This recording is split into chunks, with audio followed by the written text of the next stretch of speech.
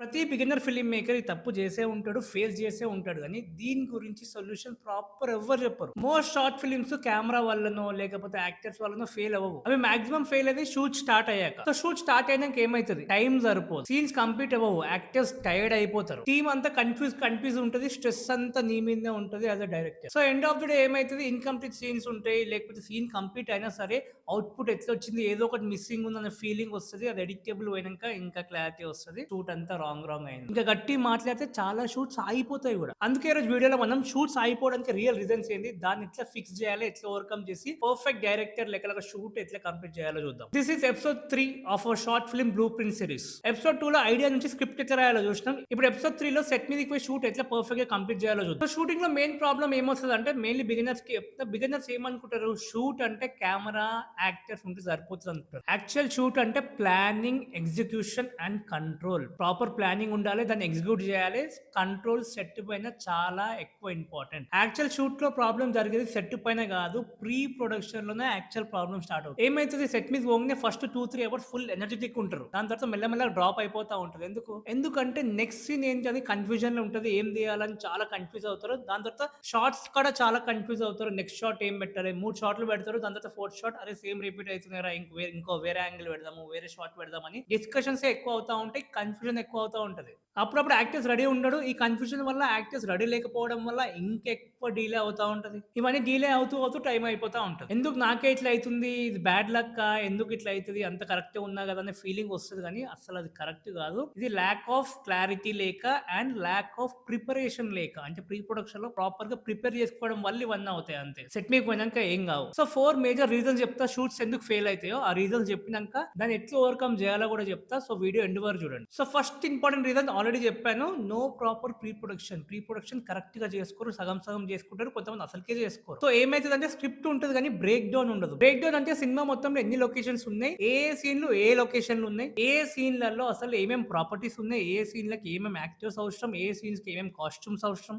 ఏ scene కి ఏ equipment కావాలి, ఇవన్నీ కూడా ప్రాపర్ గా బ్రేక్ డౌన్ చేసుకోవాలి. ప్రతి సీన్ లో అన్ని ఇంపార్టెంట్ థింగ్స్ ఉంటాయి. అవన్నీ డీటెయిల్ గా రాసుకోవడం ఇస్ బ్రేక్ డౌన్. అట్లా మనం ప్రతి సీన్ కి చేసుకోవాలి. ఇది మినిమం చేసుకుంటే చాలా వరకు కన్ఫ్యూజన్ సెట్ అయిపోతుంది. సెకండ్ బిగ్గెస్ట్ మిస్టేక్ వచ్చేసి బడ్జెట్ మీద క్లారిటీ ఉండదు. జీరో బడ్జెట్ ఫిలిం అనుకుంటారు, లేదా కొంచెం ఖర్చు అవుతుందేమో అనుకుంటారు కానీ అస్సలు దాని గురించి ప్రాపర్ గా ప్లానింగ్ చేసుకోరు, ఆలోచించరు. పక్కా ఖర్చు అవుతాయి. ఎన్ని గంటం ఫ్రీగా వస్తే అన్ని ప్రాబ్లమ్స్ కూడా వస్తాయి. దాంతో పాటు గుర్తుపెట్టుకోండి. అండ్ మెయిన్ బడ్జెట్ మనకి ఫుడ్ కాడ, ట్రావెలింగ్, ఎక్విప్మెంట్, అప్పుడప్పుడు పేడ్ యాక్టర్స్ ఉంటే యాక్టర్ పేమెంట్స్, ఇవి అన్ని చాలా ఇంపార్టెంట్.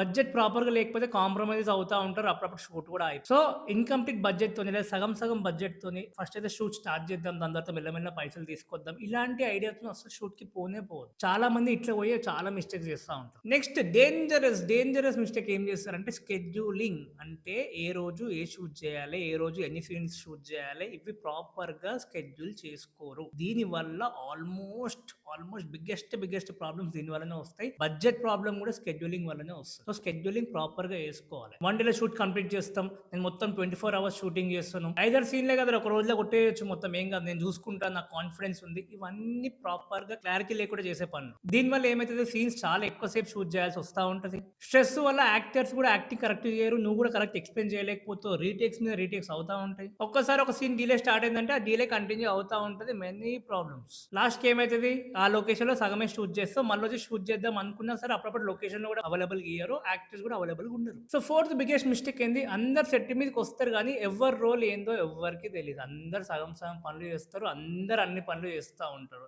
ఇట్లా చేస్తే ఎప్పుడు షూట్ అసలు ముంగటికి పోనే పోదు. డైరెక్టర్ అంటే అన్ని పనులు నువ్వే చేయడం కాదు, ప్రాపర్ గా ఎవరి వర్క్ ఏం చేస్తారో అసైన్ చేయడం కూడా డైరెక్టర్ పని. దీని వల్ల మోస్ట్ ఆఫ్ ద షూటింగ్స్ అయిపోతా ఉంటాయి, లేదా ఇన్కంప్లీట్ షూట్స్ అవుతా ఉంటాయి. సపోజ్ షూటింగ్ అయిపోయినా ఎడిటబుల్ మీదకి పోయినప్పుడు సాటిస్ఫాక్షన్ చాలా తక్కువ ఉంటుంది. సో ఇవన్నీ ఎట్లా ఫిక్స్ చేయాలి? ఒక ప్రాపర్ డైరెక్టర్ లాగా ఎట్లా ఉండాలి? ఒక షూట్ ని ప్రాపర్ అనుకున్న డేస్ లో, అనుకున్న బడ్జెట్ లో, అనుకున్నట్టు ఎట్లా కంప్లీట్ చేయాలంటే దాంట్లో ఫస్ట్ స్టెప్ వచ్చేసి ఇప్పుడు దాకా చెప్పినట్టే స్క్రిప్ట్ బ్రేక్ డౌన్ చాలా బాగా చేసుకోవాలి. ఎన్ని సీన్స్ ఉన్నాయి అన్ని సపరేట్ చేసుకోవాలి.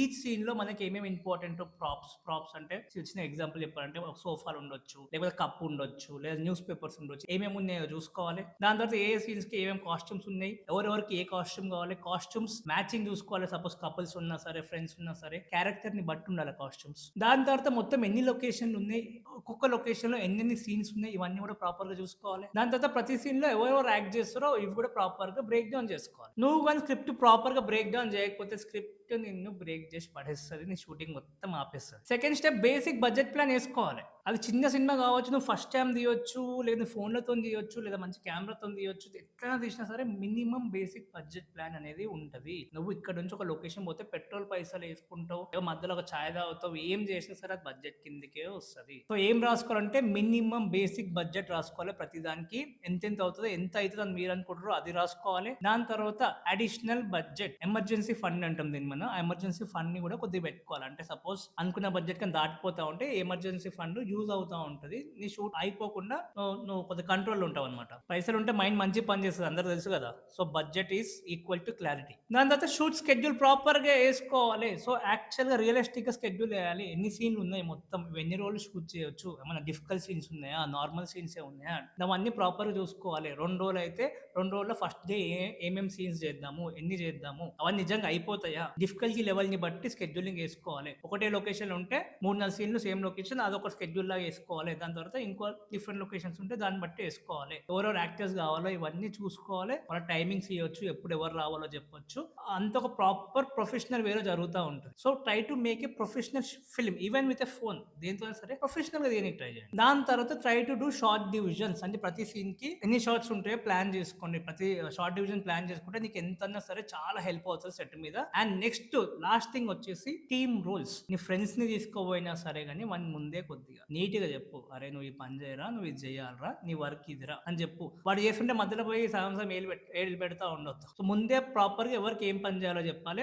మంచి టీం ఉంటే ఇంకా బెటర్ ఉంటుంది. అంటే ఫిల్మ్ మేకింగ్ మీద ఇంట్రెస్ట్ ఉంటే కొద్దిగా అసైన్ చేసుకో వర్క్. నీ వర్క్ ఇది, నీ వర్క్ ఇది అనుకుంటా. అంటే బేసిక్ ఒక యాక్టర్స్ ని ప్లాన్ ఒక మేనేజ్ చేయండి రా, ఒక ప్రాపర్టీస్ ని మేనేజ్ చేయండి, అన్ని ప్రాప్స్ సెట్ మీద టైం ఉండేలాగా చూసుకోండి. ఒక కాస్ట్యూమ్స్ మేనేజ్ చేయండి రా, అన్ని కాస్ట్యూమ్స్ ఉన్నాయా లేదా, అలా మార్కలు పడ్డాయా, ఐరన్ అయి ఉన్నాయా, ఇవన్నీ కూడా బేసిక్ థింగ్స్ చాలా షూట్ ని డిలే చేస్తూ ఉంటుంది. అవన్నీ చెక్ చేసుకోవడానికి ఒక పర్సన్ ఒక్కోడు, ఒక కెమెరా మ్యాన్ కింద ఉండరా, నువ్వు లైట్స్ చూసుకోరా, నువ్వు ఎక్విప్మెంట్ రావడం పోవడం అన్ని ప్రాపర్ గా చూసుకోరా. అట్లా ఒక్కొక్కలాగా నువ్వు సీరియస్ గా ఉండి అసైన్ చేస్తే వాళ్ళు కూడా సీరియస్ గా ఫీల్ అయ్యి వాళ్ళ డ్యూటీ వాళ్ళు చేస్తారు. అరే మీరు రండ్రా బే, మీరు సపోర్ట్ ఇవ్వండి, మొత్తం నేను చూసుకుంటారా, ఇటువంటి ఎక్స్ట్రా అస్సలు చేయవద్దు.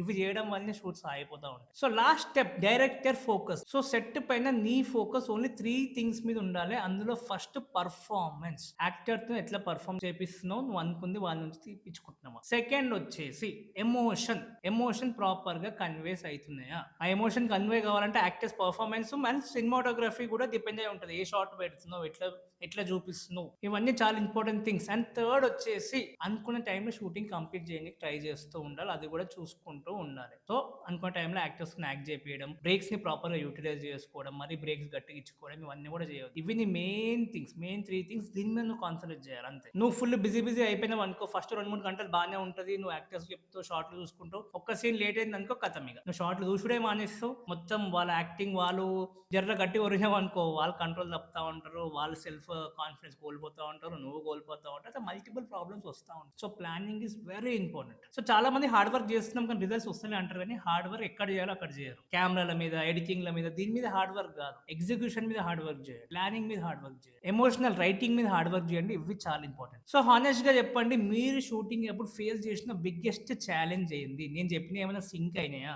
లేక మీరు ఇంకేమైనా ఎక్స్ట్రా ఫేస్ చేసారా? అది కూడా కామెంట్ లో మెన్షన్ చేయండి, నేను కూడా చూస్తాను.